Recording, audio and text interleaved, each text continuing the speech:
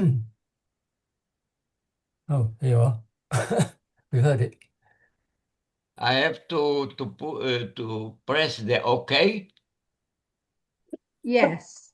Yes. Oh, Okay. where's the okay? Yes. Oh,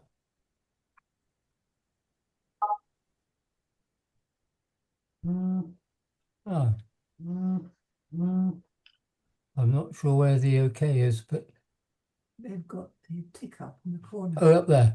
Okay, yeah, got it. Okay, look, folks, it's 7:31 now, so I think we'll make a start. Don't want to be later than necessary. So a warm welcome to everybody for joining this Zoom, and we're very pleased to have Arie Itamar telling us about his experiences on the Exodus ship. I'm sure everybody knows about the Exodus ship. It was one of the events which persuaded the British government to turn the Palestine Mandate back to New York. Can you put it off? Sorry? But so it was a very strategic event and a very terrible event. And it's wonderful to hear, to have Arie telling us about it. I've also had a message from a lady whose uncle was on the one of the naval ships that intercepted the Exodus, and she'll just share a Me. little at the end if she's with us tonight. Oh, she is. There we are. So I think without more ado, I'll pass over to Rosie Ross. They And can't ask see her us, can they? can folk just mute themselves if they're not speaking? Thanks. And Rosie Ross will tell us how she met Arie and then introduce him to us. So over to you, Rosie, and thanks very much for arranging this tonight. Well, thank you, Peter. It's a real joy to be with you tonight. I'm speaking from Israel, and I met Arie back in 2015. We held a ceremony at Haifa Port and at Athlete former British detention camp to express our sorrow for what the British had done during the mandate. There were some positive aspects to the British mandate, but in so many ways, there were so many failures. And we failed many, many Jewish people, especially those who were unable to escape from the Holocaust because of our British policies, and also unable to from escape from Europe. Even after the Holocaust, they tried to escape, but as we're going to hear, the British had a naval blockade. So we have the privilege of hearing Arie Itamar, whom I met just over 10 years ago. And since then, we have developed a very special relationship with Arie, as you will hear. He is a doctor in geology, spent many years really as a geologist in Israel and traveling to other countries. But in his retirement, he's made it his life's work to really share his family history and the story of the Exodus. And he speaks in front of school children, in front of IDF soldiers, in front of any who will want to hear about the heritage of the Exodus. In fact, he and I, but particularly Arie, had the privilege of meeting the president of Israel not so long ago, and Arie really made that meeting possible. So he's a man who's not afraid to stand in front of men of influence. So we just want to welcome you, Arie, and we look forward to hearing what you have to share. So to start now. Yes, please. So good evening, friends. The story which I will tell you is a story of fear and bravery. it desperation and hope. Bravery and hope prevailed. And I will start, I will explain you, this is a video which you cannot hear the sound, but I will explain you. I am starting 2 years after the war, but I will go back to the war. This is a declaration in the United Nations in 47, establishment of the state of Israel after 2,000 years. After 2,000 years, the nation accepted the idea that our people also deserve an independent state. It was a moment of joy, of celebrations, and also here in north of Germany, in the British occupation zone. As you know, of course, that Germany was divided into 4 occupation zones. Here were the British. In the far north near Hamburg, there was a British detention camp. Not a terrible place, but also surrounded by wires and guards and so. But inside there was a school. This is the second class of the primary school, which is going out to do the celebration after the night. I am standing here near the teacher, and we are going collecting money for Israel, come to a big hall, and there were celebrations and speeches. The people which were speaking, they say that we, all the people here, we have part in the so important decision that was yesterday in the United Nations. So the question is, who are those people and why they are thinking that they have such a good, such a big part in what happened yesterday in New York? Will be my story. This is a story of the time, events, story of people, and story also of me and my family. And I have to turn it back to the beginning of and before the war. We are our family were born in Odessa for its formation for the 1795 is our family in Odessa. My father, lieutenant officer of the Soviet army, paramedic. There was many Jewish active people in Odessa. Many of them emigrated to Israel and became very famous people here in Israel. Now, all was finished when the war started, and started it in the 41, 22 to June. This was the attack on the Soviet Union.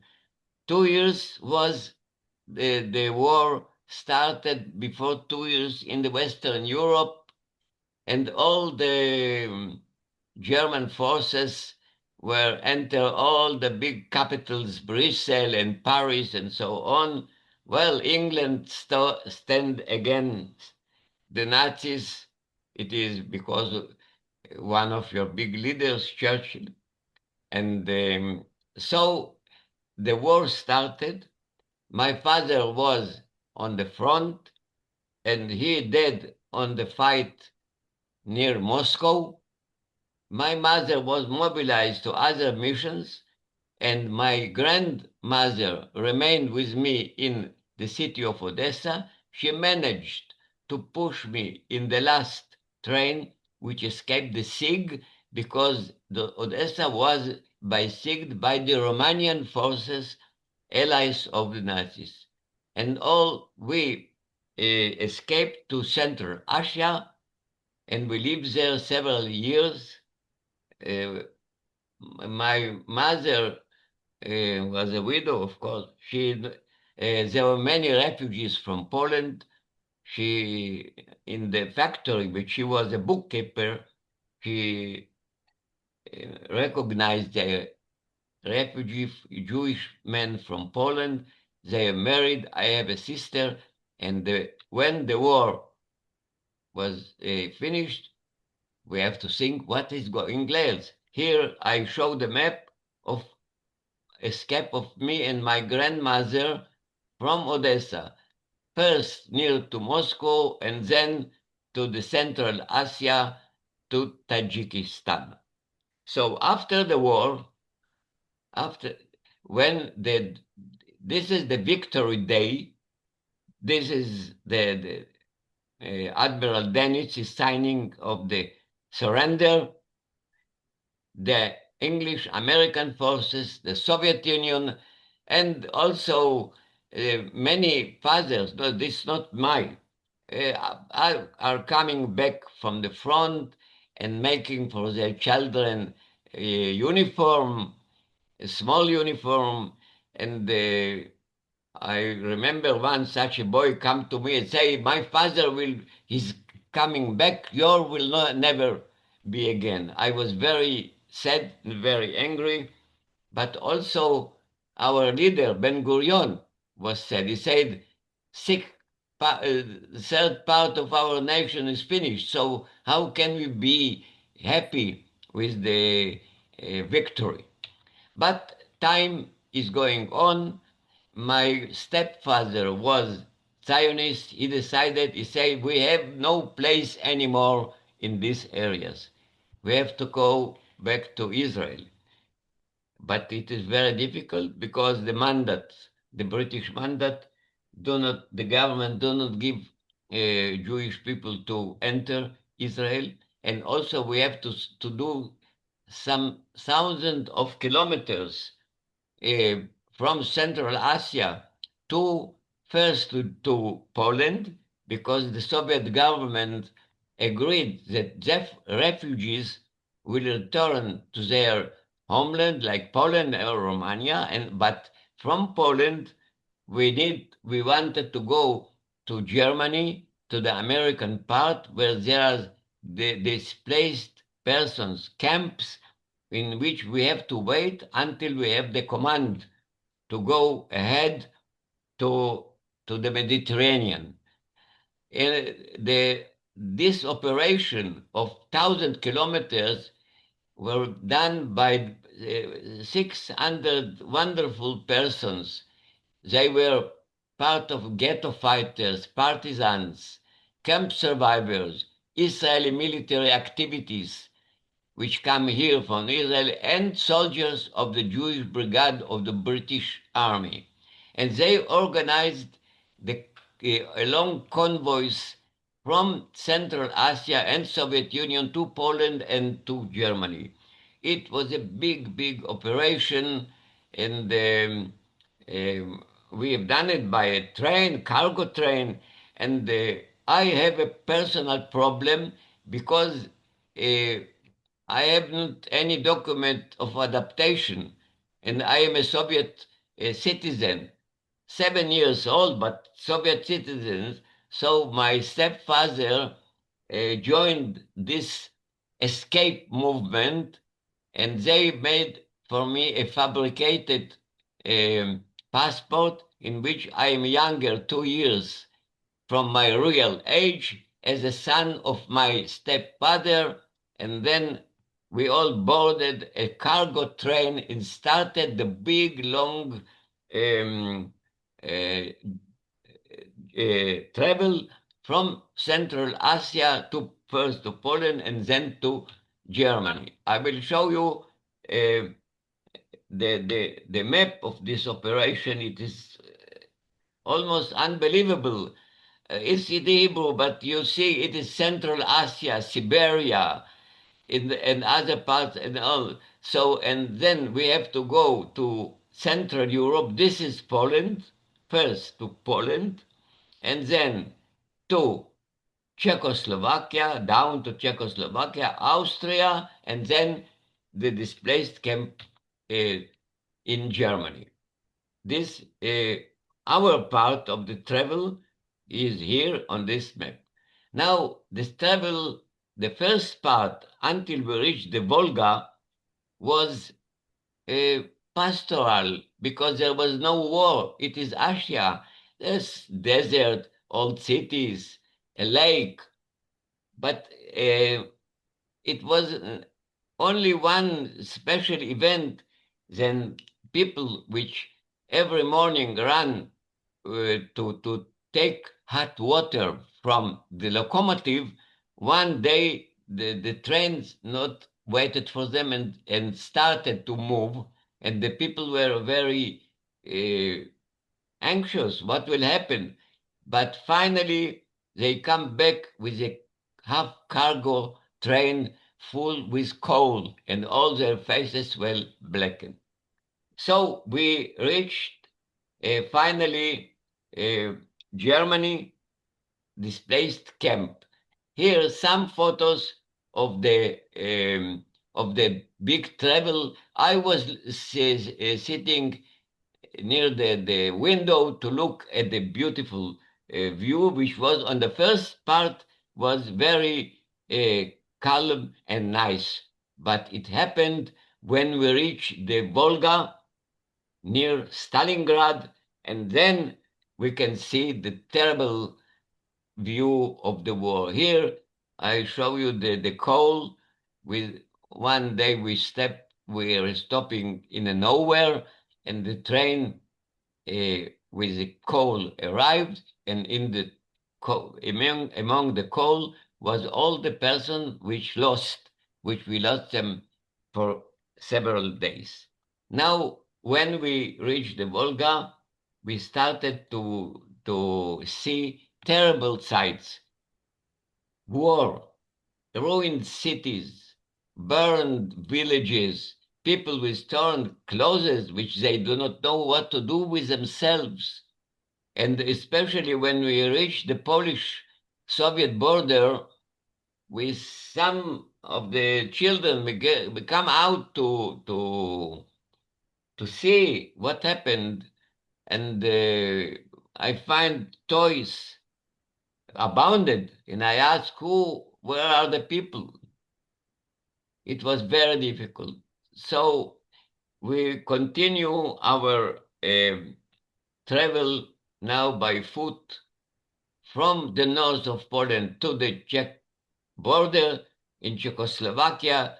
The Polish people were very hostile, very aggressive, were terrible, but the Czech people were very nice and accepted us in the border with flowers and apples.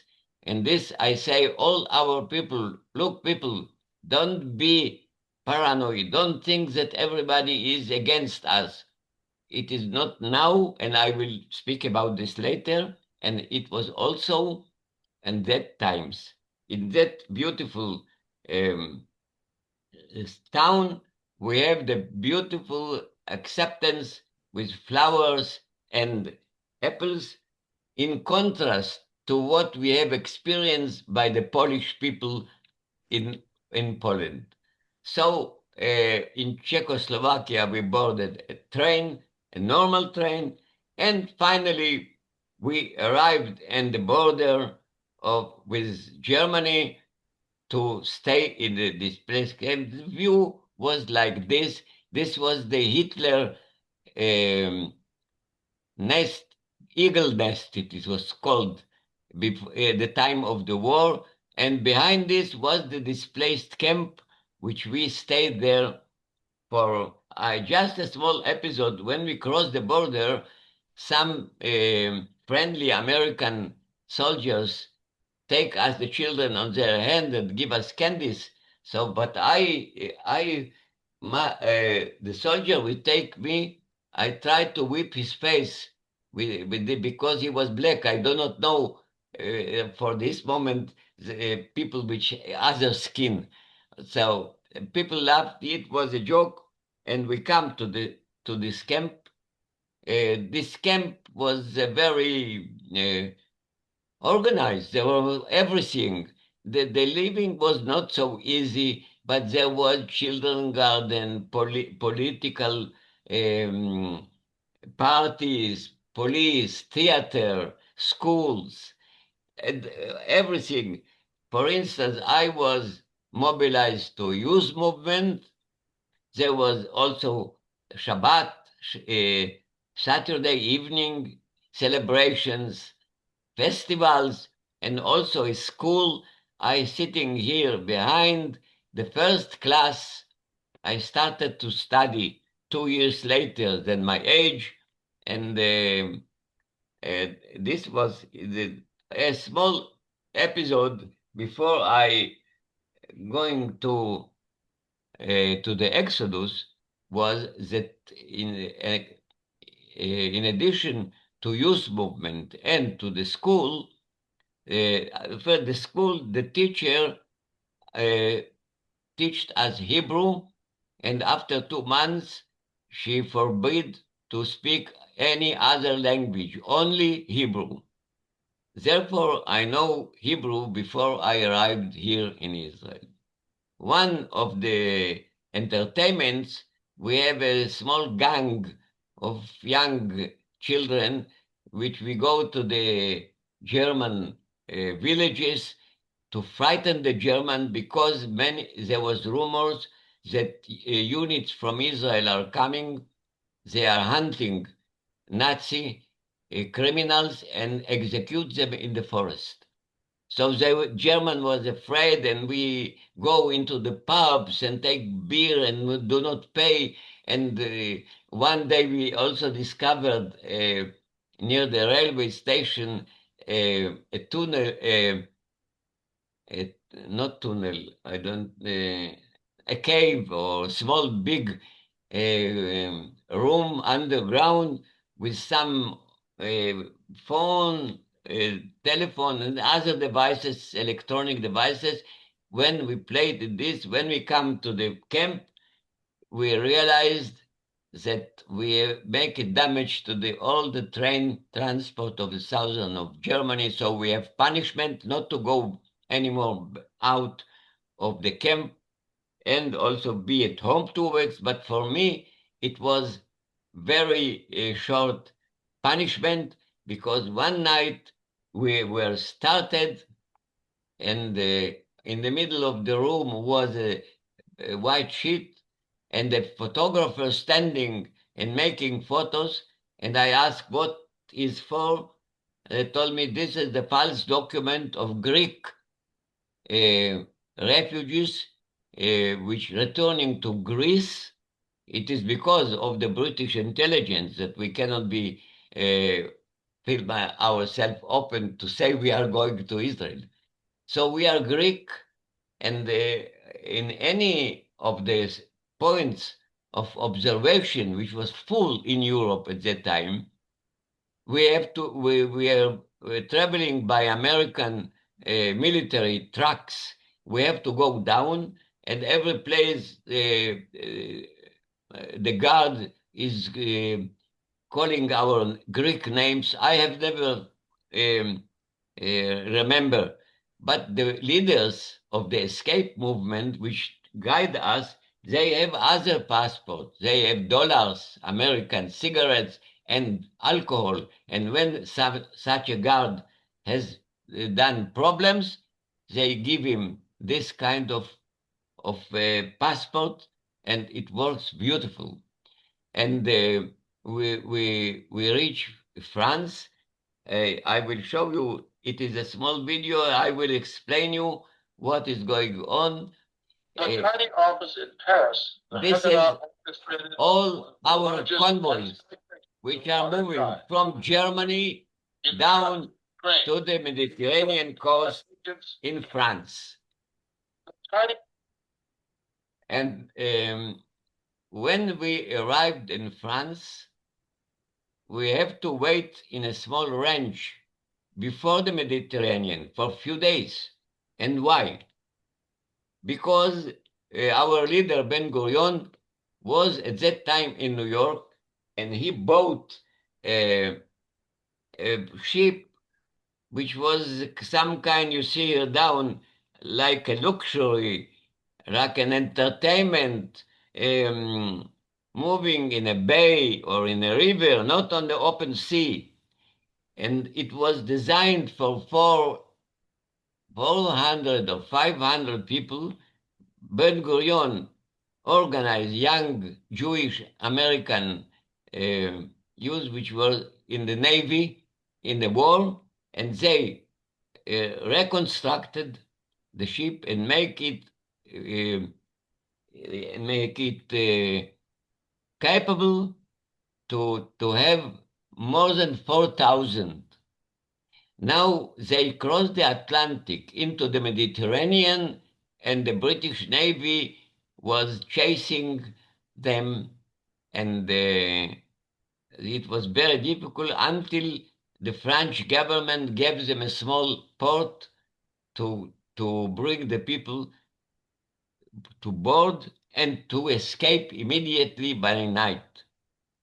These photos, which you can see, are unique and were done by a soldier, a British soldier, on the destroyer Checkers, it's called, and I will tell his story and how these photos, I have it later on.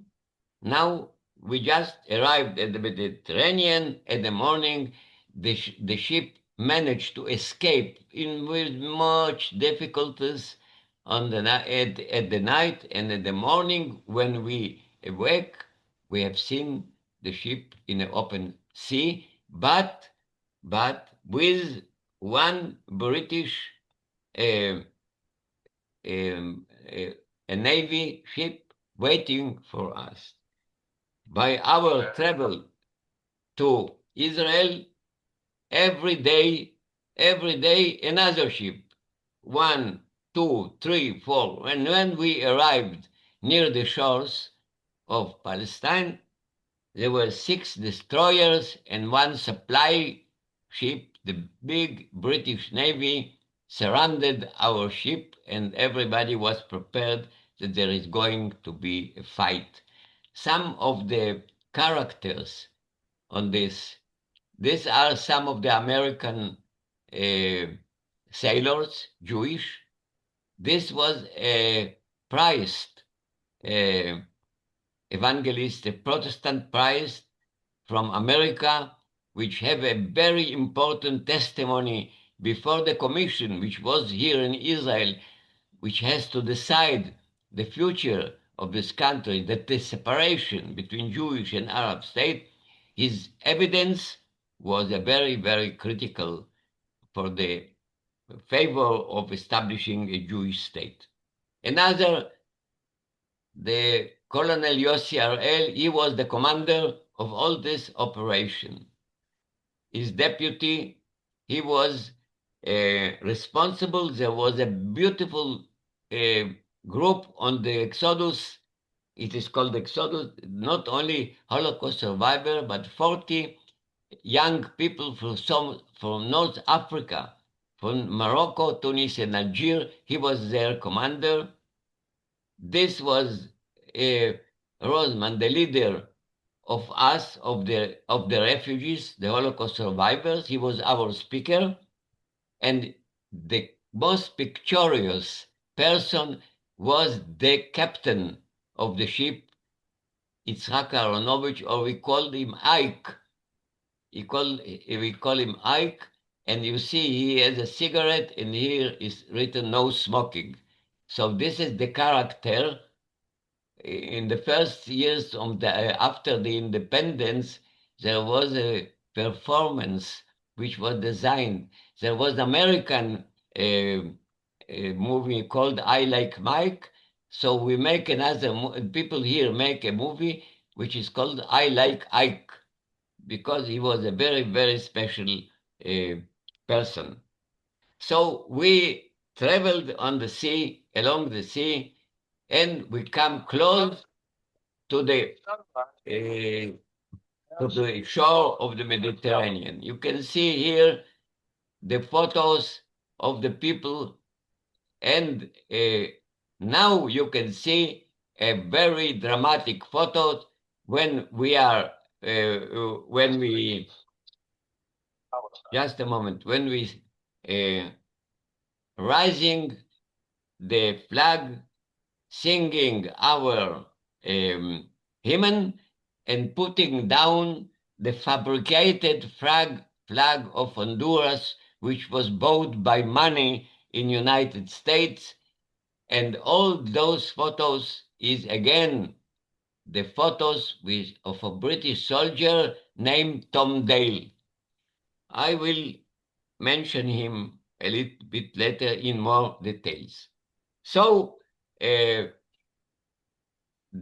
after the night come, there was a gentlemanly agreement between the British Navy and all our operations that nobody used firearms, no the British nor we. Second, British Navy will not attack ship in open sea, only in the territorial water. The British Navy rejected or rejected this agreement. They attack the ship in the middle, in the open sea, in the midnight, and also use firearms, from which two were dead from the fire, and another one was dead by beating, and many wounded which were going to die. Now you cannot see the video, but I will show you some the photos of attack.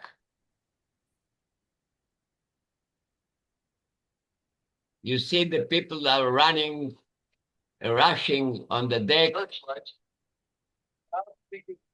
and here Territorial water. it is declaration that we are in territorial water, and the command to stop the ship, but we didn't want to do so. And the boss, 245. here the Marine are jumping on our ships after they were roaming us from both sides, two iron ships. It was very, very difficult. And finally, this man, the American, which was on the wheel, he was killed by beating, and the ship moved. Our commander surrendered because many were wounded, and they wanted to save their life. So British medical team come to the ship, and they saved the life of the victim, of the wounded. Now, what happened with me? Here you see again, these are the dramatic photos of Tom Dale of the Exodus after the night of the battle. What I was doing in that time, I was sitting in the lobby with wet clothes on my eyes because the British soldiers are throwing tear grenades into the rooms, into the lobby, and it was very difficult, very dangerous, and the roaming of our ship from two sides was so that I think that we are going to dive, to go down. But after the battle faded, I fell asleep. When I was awake, I see a British soldier with a white helmet staying not far away. He come to me and give me a candy when he have seen that I am awake. But I take the candy and throw him into his face. But he was not angry. He just smiled and say something which I interpreted as apologize. And so after this battle, we arrived in Haifa port, and I have seen the beautiful view of Haifa, but many people stand beside me crying, and I ask them, "Hey, people, why are you crying? What is the problem?" We arrived in Israel, so they told me, "Oh boy, you do not understand. The British authorities will not give us to enter. They will take us on a deportation ship and bring us to Cyprus." Well, it was not really Cyprus. We have taken on those um, deportation ship.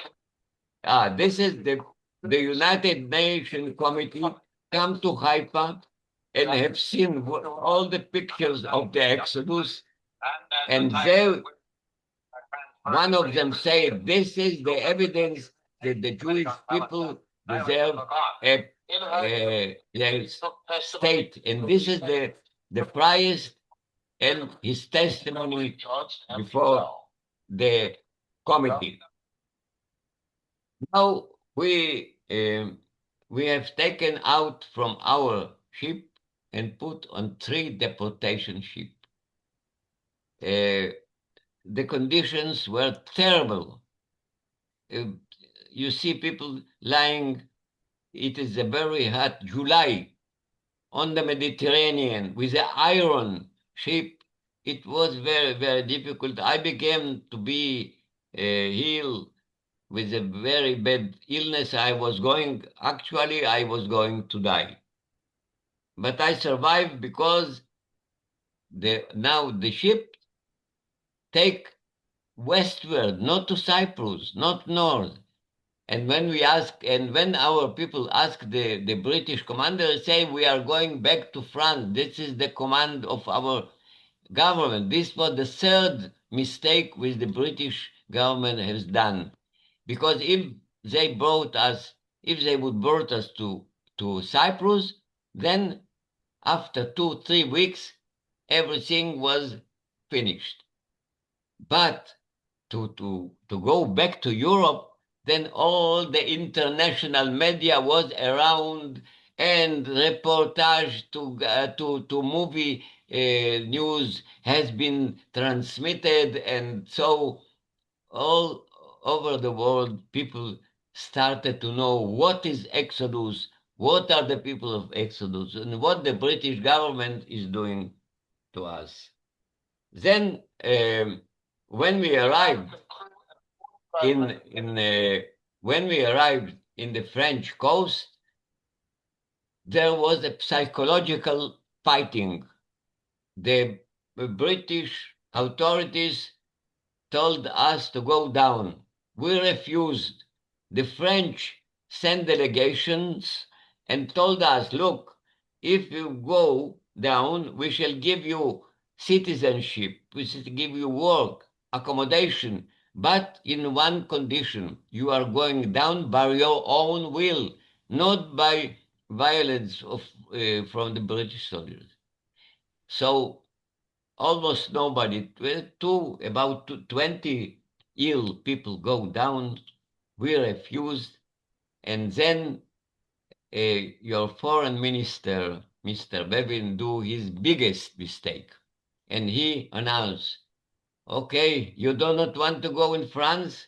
I will take you back to Germany, to Hamburg, when we are conducting this area, and we shall take you out of the ships by violence." Now, people, Holocaust survivors, back to Germany, it was such a big noise. Well, we didn't know that we are heroes. At that time, we were nervous, we were desperate, we did not know what to do. But there were people which helped us mentally, the North African young people, which give us a good example of standing against. They have French citizenship. They have no problem to go there when they do not want. They want to be with us. And the commander of the military organization, our military in France, sent a boat with a speaker and told all the people, "Look, we shall be with you wherever you are going, and we shall bring you back to Israel when we can be able to do so. You will be the first. And actually, it was so later on. But at the same time, we do not know what that we are such a big heroes. It was very difficult, the heat, and um, with the we crossed the Gibraltar Straits to the Atlantic. Atlantic in August is like it is terrible. The sea is high, like a big house, and people were ill. But there was a very nice event.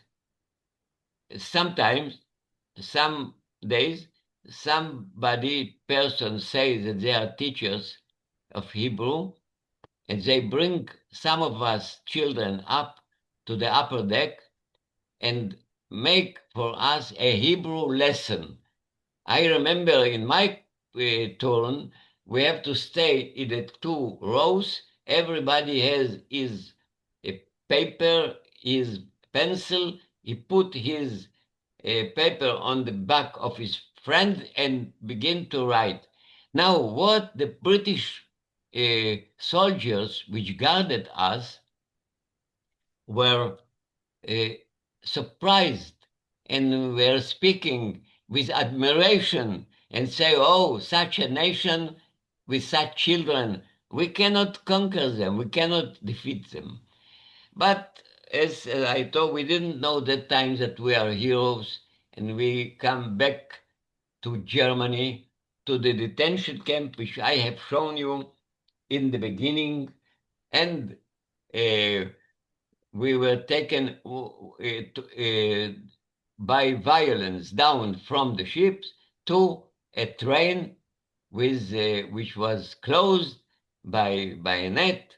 And one thing was, and this is a demonstration we make against the British government, and one of the things which we didn't like, which make us very angry, that the port of Hamburg was full of Germans. They were sitting on the wagons of trains and looking like a theater, how the people are taken down by violence and into the trains.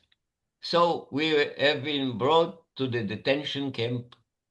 Well, wires and so on, and transmission to us to go back to France. Back to France, we make demonstrations, but finally it was the 29th of November, the big ceremonies which I told you in the beginning when I started. Though, and after that, the, the British soldiers lost motivation. They left the camp, and we every night come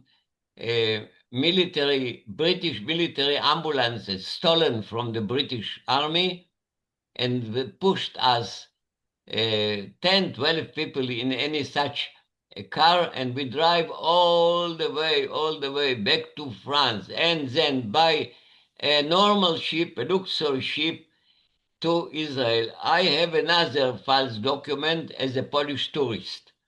I have 4 false documents along my life, so this is one of them.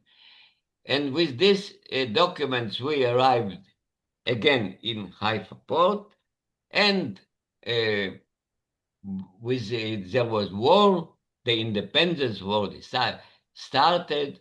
We traveled to Tel Aviv by armed bus. When our tourist false document expired, we have another false document from the British Mandate government of Palestine, just filled with details, and after the independence, the IDF give a stamp on this, and it is began one of the first temporary identity cards of Israel. Now I want to tell you the interaction between us and the British Army along the travel and after the travel. So the first feeling which I have with British soldiers was when the soldiers arrived after the battle to give me the candy. I have seen from his uh, way of speaking that he is apologized. And actually, along the travel, there was a lot of tension, but there was no hate. Anger, yes, anger, but not hate. I remember on the deportation ship, in the first days, there were some of our people playing ping pong with British soldiers. So, but later on, the tension between the two parties began arise, and there were very much anger. We were entrapped. The British soldiers were entrapped, and we both were in such a hell, a cage. But again, for instance, when we arrived in Gibraltar, the authorities, British authorities, wanted to give some release for the soldiers were guarded as they were from the parachute division with the red hat, and they go down and so we say, oh, maybe the soldiers from Gibraltar will be nicer. No, when they arrived, they lost their weekend to put them in three such ships in confrontation with the angry people, so they were worse than the parachutists. So we prayed that the parachutists will come back. And so after I was in Israel, I have an idea. Once I want to meet somebody of the British people, soldiers and so, to ask their opinion. What do they think? And then suddenly, and the people in the museum in Israel, there is a museum, Naval, they know that I want to see. So in my 2015, they told me, Arie, look, you wanted to meet British people, now you have it.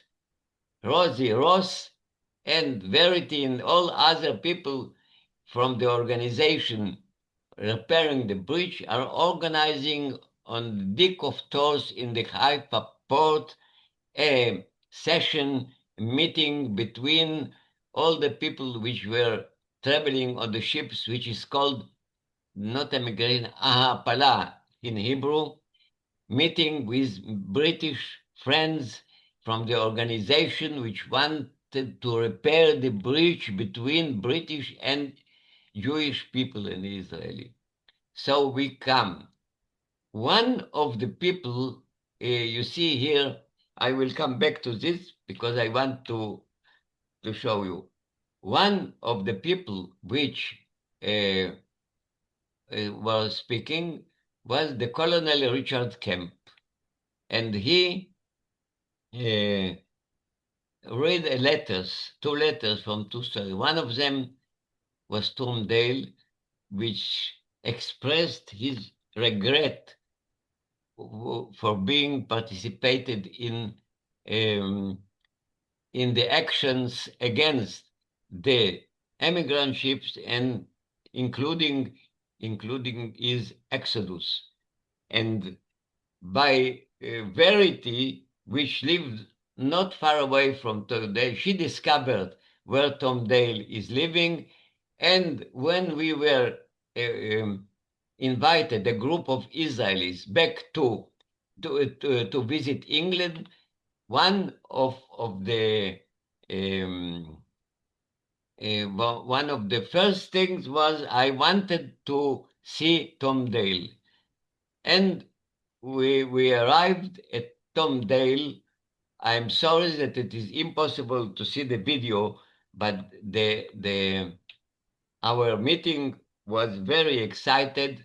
I give him a medal of Exodus 40 years, which was many years ago, and he gave me this very special photos, which he has made like a boy by his own camera on the checkers, and I write him on the medal the such thing: we refused to be enemies then, and we are ready to be friends now. And he was, and his wife and son, very excited. Also, I invited them, and they arrived here in Israel. Here, there is an interview of both of us in one of the Israeli newspapers, and I visited him again, I think 2 times. He passed away. He left us before 1.5 years, I think, or 2 years ago. A very, very good man. I'm still in contact with his family, wife, and son now. But we continue our work with repairing the bridge, and many activities, common activities in events. One of the events about the North African group, Rosie and her fellows and Tamar and others are singing in our events, telling sometimes the story here. We were invited in the house of the president in last May, and they are singing the hymn of Exodus in the house of president. And we also make some travels. You can see in one place in the north. I'm really sorry that I cannot show you the video of all our activities. I want also to give some tribute also to the German and to the organization March of Life, which I know that part of your are of this organization. They also wanted to repair the bridge, but they are very different. They are from families of active Nazis, which they turned their back to their families, decided to cooperate and fight against anti-Semitism. And here they made a performance about Exodus, and this was the reason why I know them. Another German group was several years before in Bremenhaven in North Germany. They also made a show about Exodus, and here the March of Life are doing demonstrations in all over the world, and now also they do it in England and maybe also in your city. I tried to tell you what I can about these subjects, about our experience, about my experience, and about the cooperation with repairing the bridge, which it will continue. And now, if you have some questions, I can answer you. I try to answer.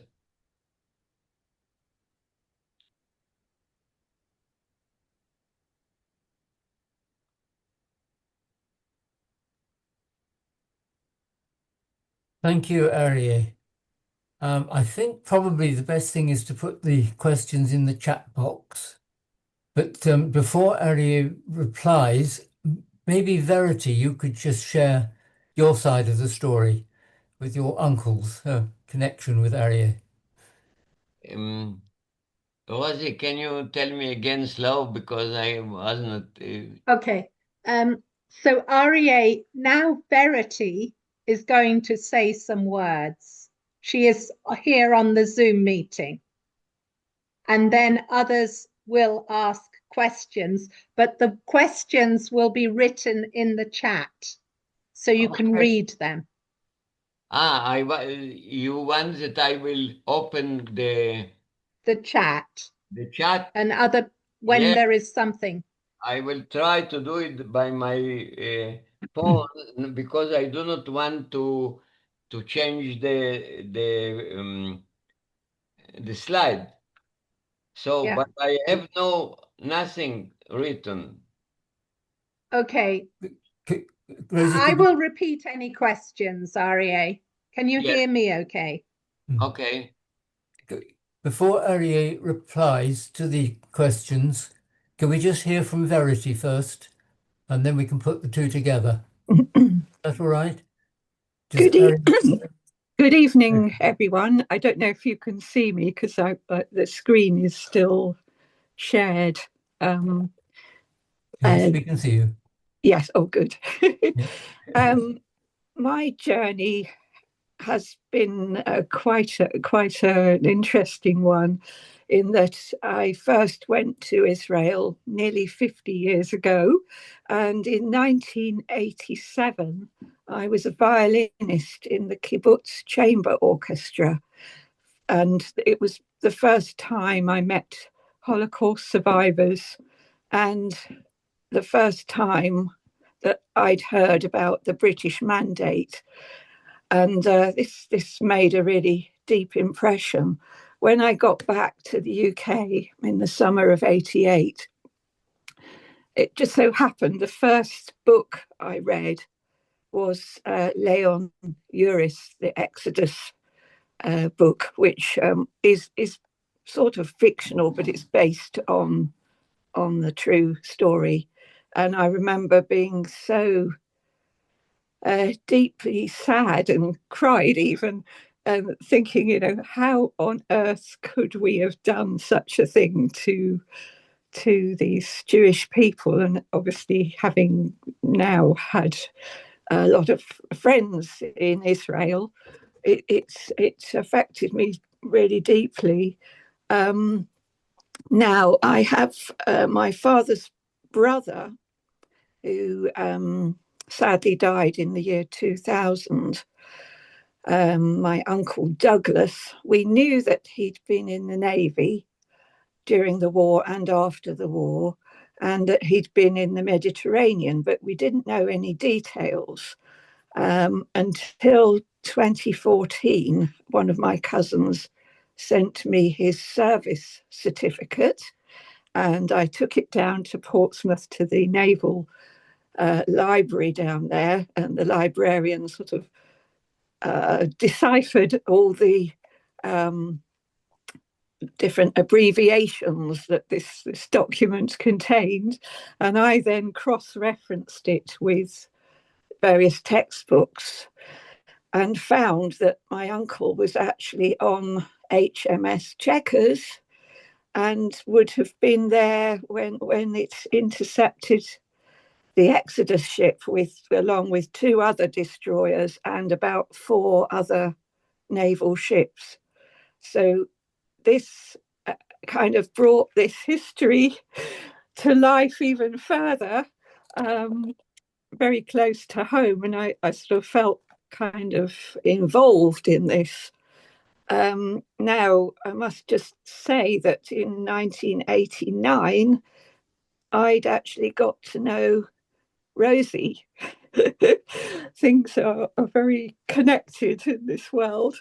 And then in 1997, Rosie and her family moved out to Israel. So I'd been going to and fro to visit them. And then I heard about Rosie's journey of getting to know these former refugees, not only from the Exodus, but many of the other clandestine ships, and how she was reaching out to them and attending the various ceremonies that they hold every year. And then I was able to go to this event that Arie told us about in 2015. And that's where I met Arie. And he said, "Oh, I've spent all my adult life waiting to meet somebody with a connection to the other side." And so that's where our connection began. And as I say, the following, or as Arie said, the following summer, Arie and a group of 5 others came to the UK, and we organised an event near Portsmouth. And Arie told his story, and other people also told their stories. And we got Tom Dale to meet Arie, which was a very and Tom Dale was obviously this on the same ship as my uncle, although they didn't actually know each other. But I can't stress, strongly enough how the personal encounter with real people, with these real and very painful histories, how important it is for, yes, bringing the history to life, and for us as British people to begin to kind of take in and imagine what these refugees went through, and what sadly our government's policies resulted in. It doesn't really bear thinking about when you carry through the thoughts of what it might have been had the policy been different. Many thousands would have been able to get to Palestine before the war, let alone afterwards. So we are, deeply sorry for this history, and privileged to have got to know some of these lovely people. And maybe the contact does actually help to provide a bit of healing, and that's what we pray. So that's my story, and it's ongoing, of course. Thank you, Verity. Thank you. That's lovely to hear that. I have forgotten some small thing. I have written a book about all these events, and it was translated into English. Rosie sent this book to your late queen, and she got an answer from the secretary of the queen that it looks that she read the book.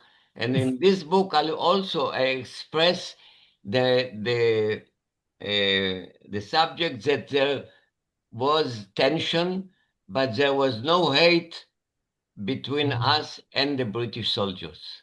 Mm-hmm. I was very glad to hear that it was British soldiers who brought you back from Germany to France. That's part of the story we don't normally hear, and it was good to hear that. Rosie, there's a question from Shlomo Rosenthal. Would you like to read it out in the chat box? Yes, I mean, I have responded in the Right. chat. Mm-hmm. I don't know that Arie would give anything further, particularly. Rosie, I can't actually see a response in the chat. Oh, you can't see? Oh dear. Nope. There's no response. I mean, even if you have, I'm sure you have. Okay. It's not showing up. Let me say something to you in that case. All right, so the athlete former detention camp, which is situated just south of Haifa, and we know the staff there very well. They may well be able to put you in touch with people. We can try that avenue first. So what I suggest is I'm going to try and write on the chat again here, hopefully, our email address. And if you send the request on email, then we will do everything to help you there, Shlomo. Is that all right? Okay. Yeah, no, that'll be grand. That'll be good. Oh yeah, it was nice to listen to you. Mm-hmm. I don't know what other people think over here. If I can just say 2 things. the I mean, obviously, I grew up in Israel before I moved over. I think this message just come through now, actually. Okay, yeah, that one's come through now. Thank you. Got it. Repairing the breach, right? Yes. Okay. Mm. Growing up in Israel is a little bit different to growing up over here. And I mean, I moved over when I was 16. Growing up in Israel, you do grow up meeting people, especially in my generation, who were Holocaust survivors. But and if you're fortunate, if that's the right word, to be told the stories, then you maybe have a bit of an appreciation for it. But there are a lot of stories that were not told at the time. My own father, his father didn't talk about the Holocaust. And people who have since done my family tree, which is what led me to the question that I led to. I have only just recently discovered these people. No one knew anything about them years later because no one spoke. No one was able to speak about what they went through. So I think being able to listen to stories from Arie and anyone else, is it Verity? Like Verity said, it adds, it just makes the people real, the stories real. They stop being just a name of someone else out there. Real stories, and they mean a lot to listen to people when they tell them. With all the parts. In the case, just in the case of Arie's story, I now understand, looking at that map, why my relative, the one I'm talking about, ended up going from, Poland over to Tajikistan, and then, around that long way around through Siberia and all that stuff. Found all the documents. So yeah, it's interesting. And hats off for surviving it, though. Yeah. Yes. Oh, so Arie, any further thoughts finally? What? Any further comments from you, Arie? No, No questions, so you've covered the subject very well. show you whatever I was possible to show now, and just want to tell you, this is a summary of all my travels between 7.5 and 9 years old, but it is in Hebrew. Other activities, common activities which we have with repairing the bridge, I cannot show you it by video, but I must tell you that it contains not only events with historical meaning, but also social events. We are together, Israeli and British people, gathering from time to time, either for celebration of festivals or travels in the area, which you have seen one of the photos which I show you with one of the lady here, you see, crossing the river and so on. This is good for both nations, not only for you, but for us also, and for our young people to know that not everybody is hating us, even not today. That's true. We're very disturbed at our government's attitude to Israel at the moment. It's not a healthy situation for us at all, and we're very sorry about it. I'm afraid they're following in the footsteps of Mr. Bevin in the past. Not quite as bad, but I'm afraid they're not doing well, and we're sorry about that. And we're fully supporting of the Jewish people and of Israel in our different ways. So, Rosie, do you have any comments now? As I think time's going on. we have one more question here for Arie. Yes. Someone is asking about Arie's arrival in Israel in 1948 and how he settled there. Would you like to just share a little bit about? I mean, you did share. About after our arrival in Israel. Yes. Okay. Some word about it.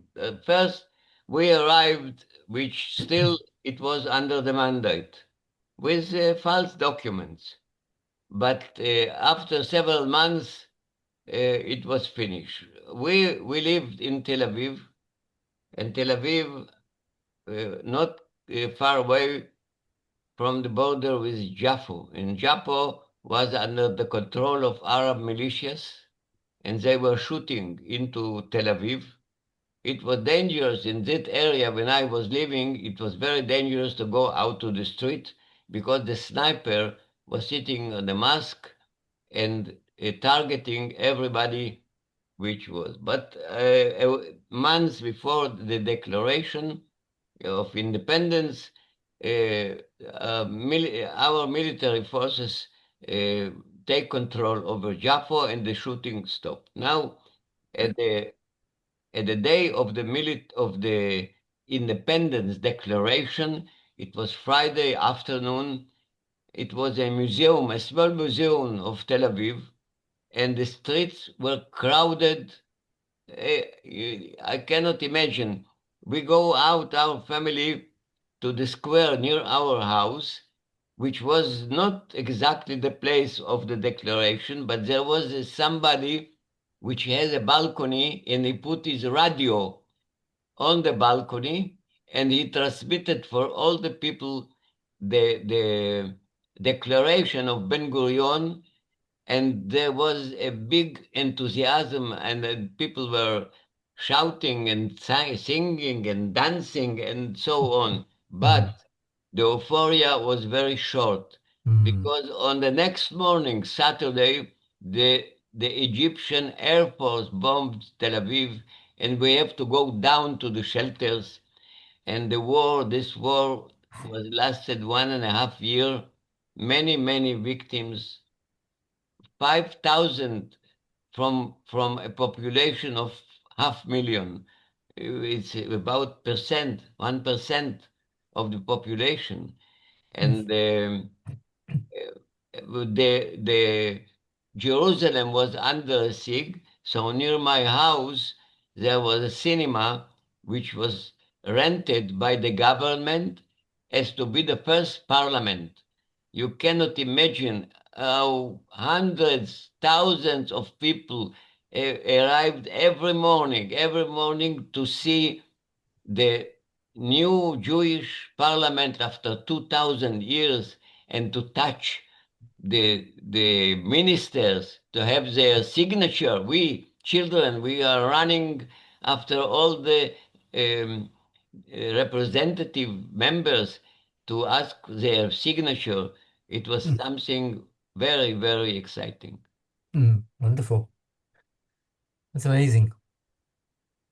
Thank you. Rosie, there's another question there about the book. Check on Amazon. Oh, you've answered it. Right, thank you. Definitely on Amazon. Good, excellent. Well, folks, I'm afraid it's getting quite late in Israel, isn't it? That's because you're 2 hours ahead. So Indeed. I think we'll have to draw things to a close. And thank you so much, Arie, for all that you've shared tonight, your amazing story. And we're Thank you for privileged listening. to hear it. And thank תודה you. רבה, יום העצמאות שמח. Sorry? תודה רבה, ויום העצמאות שמח. תודה רבה. להתראות בקולומביה. So thank you, everybody, for joining evening. us tonight. And Very interesting. Thank you. Thank you so much for Stephen for hosting us tonight as well, and doing it so well. So everybody, shalom, shalom. Shalom, shalom. Shalom, shalom. Shalom. Bless you. Thank you very much. שלום שלום. להתראות. Shalom. Shalom, shalom. Shalom, shalom. Bye-bye. Thank you so much. Shalom, shalom. It was wonderful. Bye. Thank you so much. Shalom. Real privilege, real blessing to hear from you.